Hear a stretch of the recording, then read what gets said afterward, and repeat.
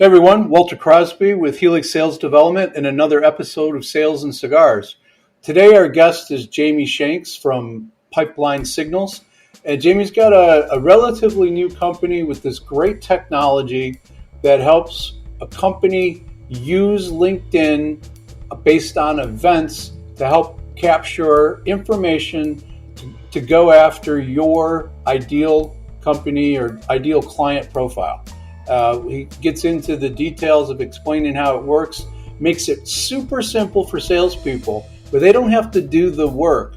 These events and these leads and these tasks show up in their CRM on a Monday morning, and they just go execute.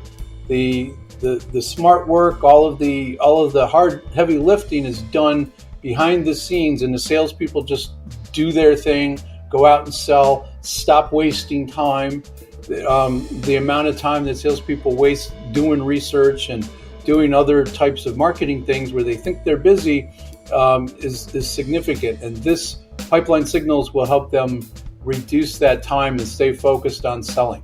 So go grab a cocktail, go grab a cigar, strap in for another episode of Sales and Cigars. Thanks.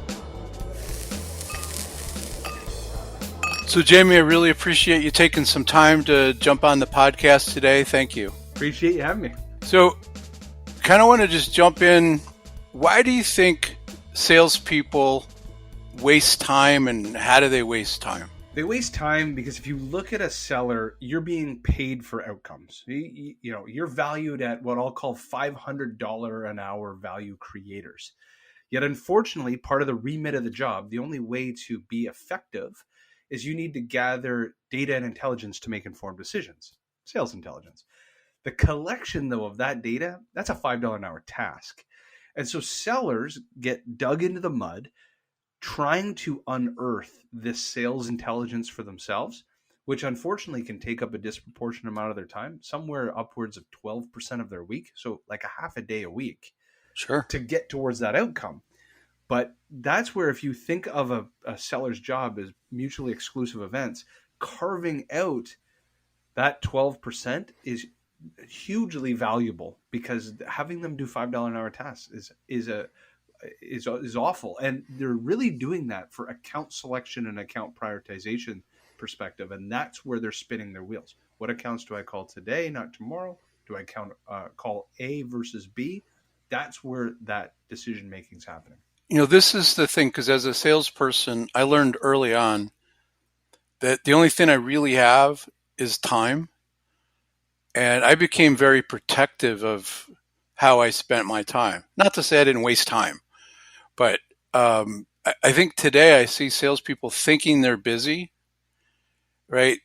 Looking up LinkedIn, doing research, when they really make money by having meaningful conversations with people, qualifying and disqualifying people.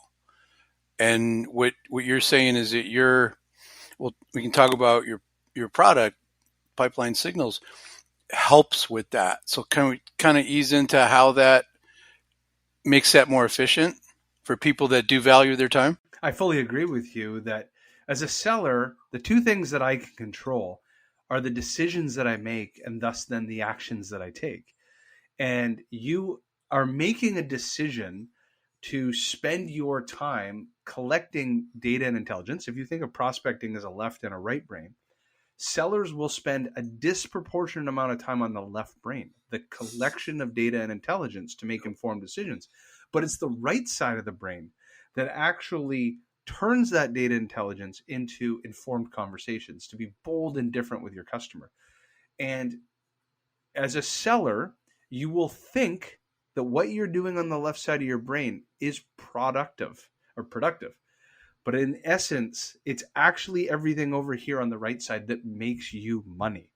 The more conversations you have statistically, it's like an at-bats game. The more conversations and the better those conversations are, and that's my belief of sales intelligence, the higher probability that you'll create more opportunities. More opportunities yield a greater probability of sales quota attainment. That's all that matters.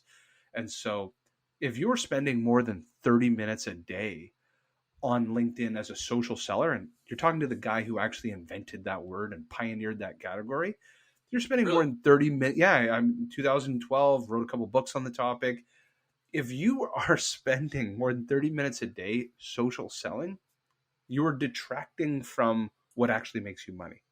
More sales conversations to lead to more pipeline. It's unbelievable how many salespeople think they're selling and prospecting by just posting, liking on LinkedIn. And I'm not saying those aren't important.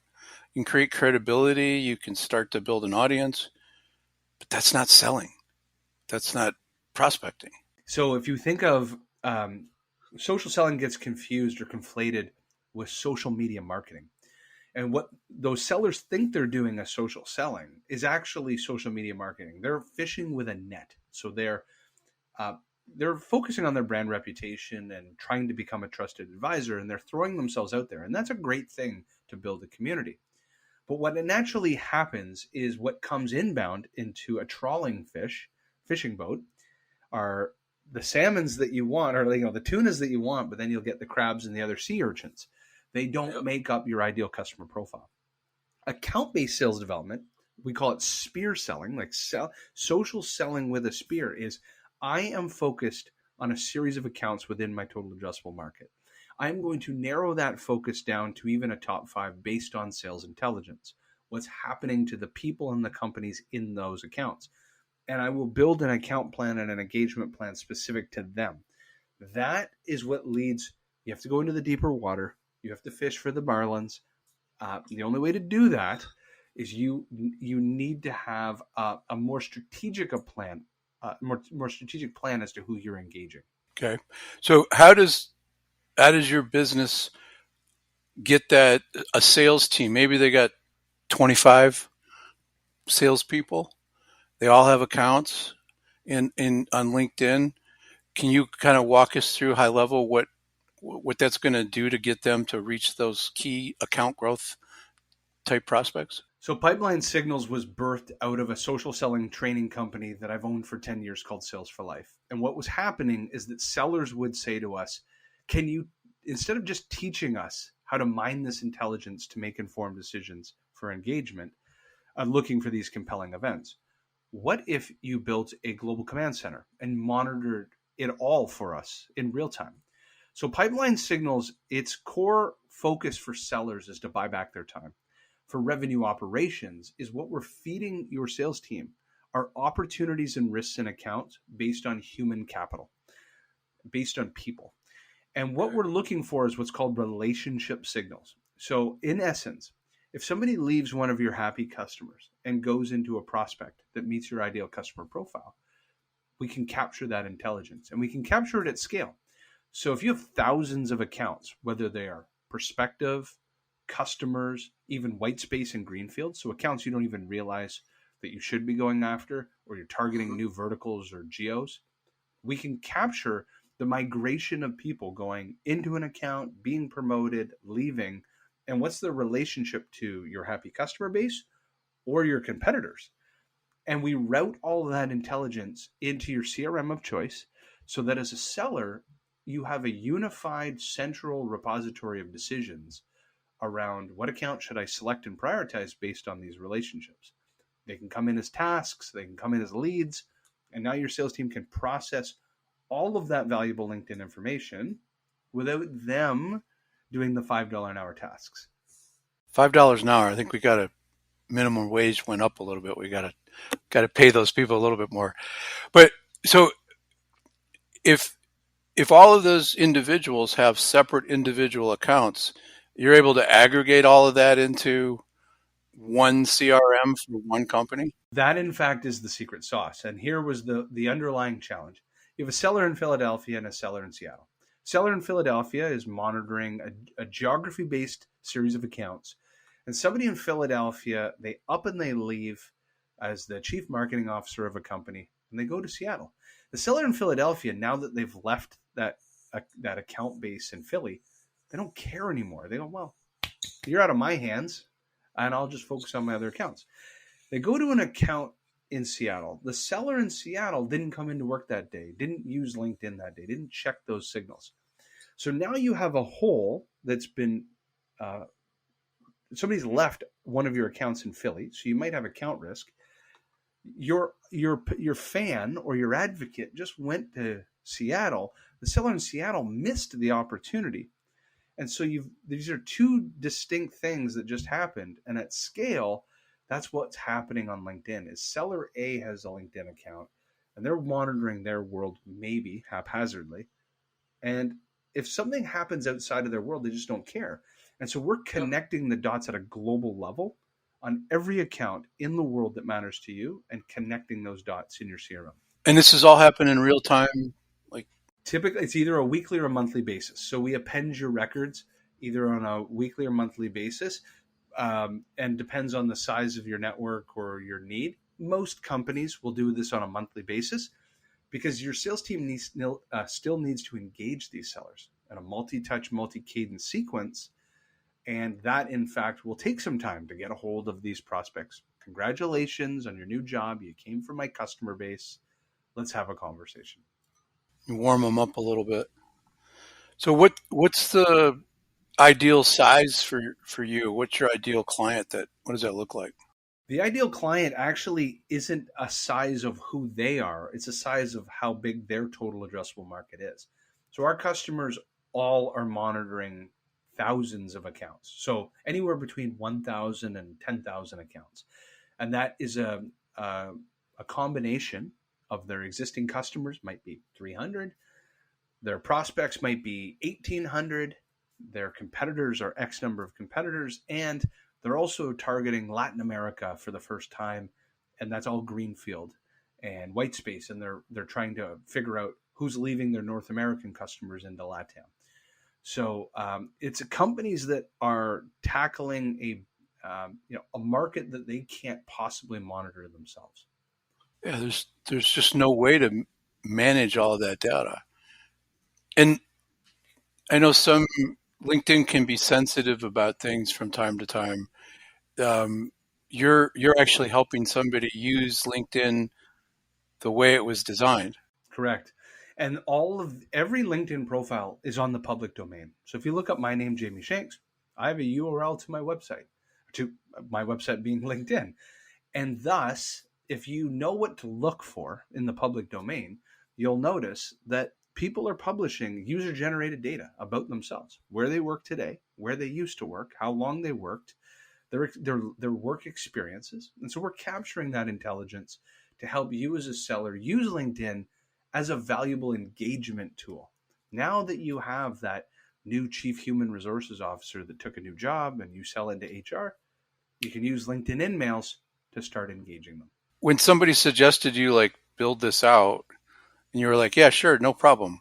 How long did it take you? I'm just curious. I mean, sounds like I turned down a bunch of, so I had a cybersecurity customer in 2019 actually pulled me into a boardroom and was willing to write a big check and said, okay, instead of training my global sales force to do this, I want you to build a global command center.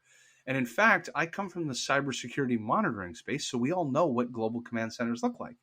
Sure. I turned it down. And so then in 2020, when COVID hit, it bought back a lot of my life. I was on 80 flights a year for 5 years.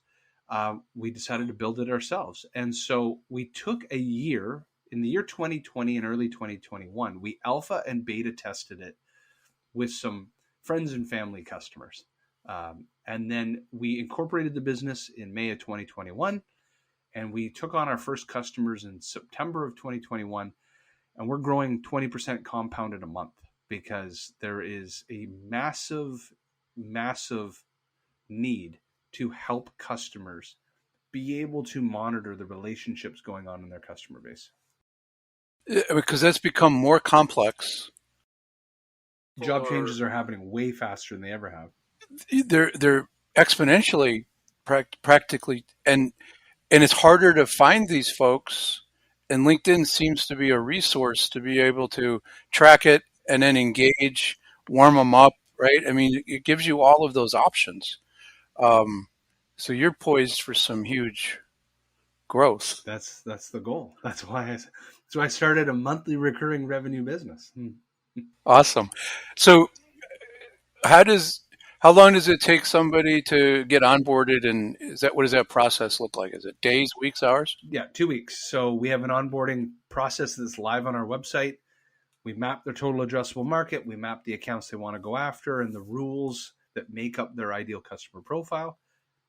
And within 2 weeks, they have their first signals report, data upload into whatever CRM of choice they want.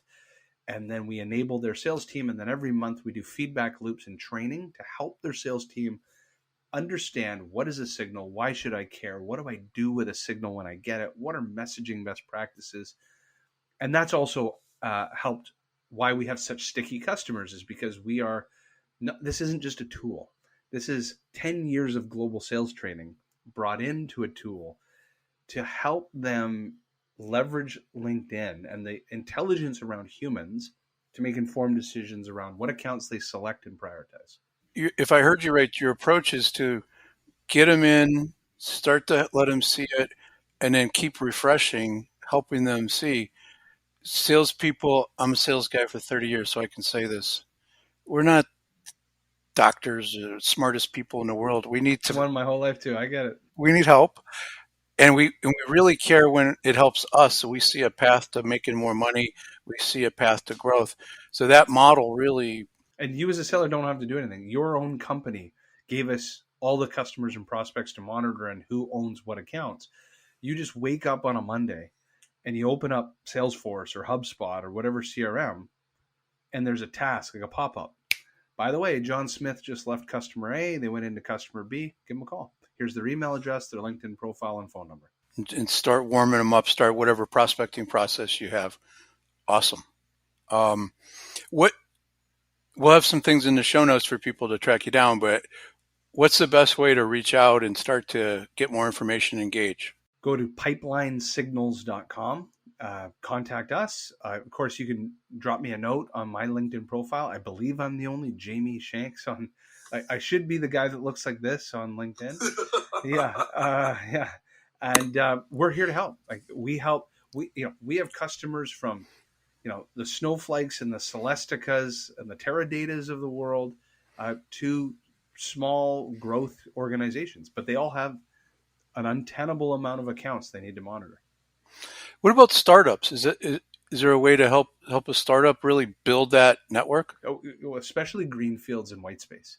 So we help startups. They don't know what their total addressable market is yet. Their CRM is so incomplete. Look at my own company. We use Signals to build my own company. And every time you win a customer, you reverse engineer it. Where did people go? That leads to 4 or 5 more opportunities. And it kind of snowballs. But you can use it to map new verticals, new geographies.